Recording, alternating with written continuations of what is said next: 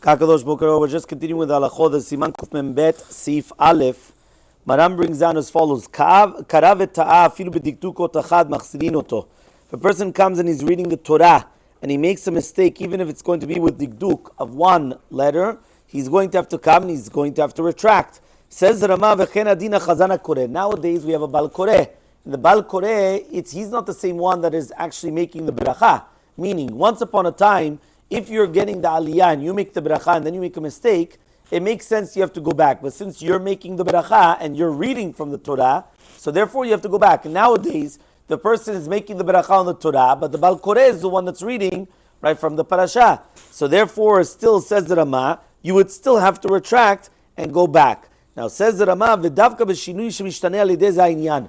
That's only going to be when it's a shinui that changes the meaning of what you're reading. He says, but if it's just that you made a mistake in the tam, or the ta'amim, or the nekudot, and he says that it does not change, so therefore you don't go back, it's only you're going to tell him, right, about the mistake, but you're not going to come and make him go back. So here in the Mishnah Berurah, it actually says as follows. He says, when a person comes and he makes a mistake, it doesn't matter whether he added or he subtracted from a letter, as long as it's not going to change from the meaning of what it is. So he said, for example, it's mitzrim, mitzriim, right? He says Aharon, Ron, right? Or Haron, he just skipped out the aleph. But you know what it is. Now, when we're talking about the nekudot, for example, the ta'amim, many times it will not change it, but sometimes it does. So he says a person has to be careful that if it's going to change what the person is saying, so therefore, obviously, he would have to go back. He brings down a few different examples of Ya'aseh, Ye'aseh. He comes and he says Yoshev, Yashav.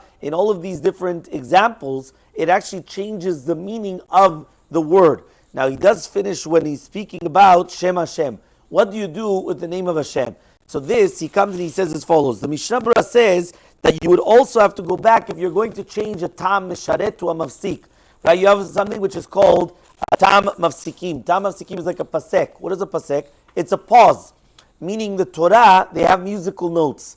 In the musical notes, you have when is it time to continue and when is the time that you have to pause. It's like a comma and a dot, right, at the end of the sentence. And then when is the time that you have a green light that you're supposed to continue. So the different ta'amim, they're supposed to teach you what are you supposed to do. Are you supposed to continue? Are you supposed to slow down? Or are you supposed to stop? So accordingly, that's how you know how to read the parasha. Now what happens is many times if you're going to change, right, a tam mafsik to a misharet or vice versa, you change the explanation, right? I'll give you one example, even though there's many, many examples in the Torah, but I'll give you one. One example is when we always come and we say, Vayikra b'Shem Hashem.